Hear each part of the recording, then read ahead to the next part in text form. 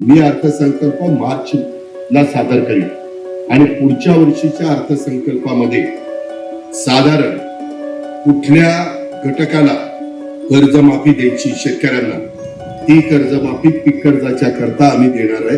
तुम्ही काळजी करू नका. परंतु या वर्षी देता येत नाही. ती जून मध्ये म्हणजे 30 जूनच्या आत देण्याचा निर्णय आम्ही घेतलेला आहे. नवीन वर्षामध्ये नवीन बजेट त्या ठिकाणी. शेतकरी हा आपला महत्त्वाचा घटक आहे.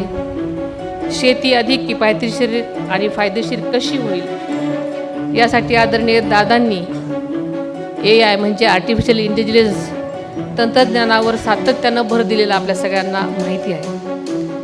शेतकऱ्यांचं जीवनमान उंचावं, त्यांना तंत्रज्ञानाची जोड द्यावी आणि जोडधंदे वाढीस लागावे यासाठी दादांनी नेहमीच विशेष प्रयत्न केलेले आहेत. आम्ही राज्यातील शेतकऱ्यांसाठी कर्जमाफी योजना राबवण्याचे आश्वासन दिले होते.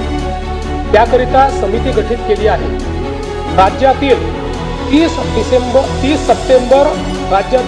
सप्टेंबर 2025 रोजी पीक कर्ज थकीत असणाऱ्या पात्र शेतकऱ्यांना 2 लाख रुपयापर्यंत कर्जमाफी देणारी पुण्यश्लोक अहिल्यादेवी होळकर शेतकरी कर्जमाफी योजना मी आज जाहीर करीत आहे.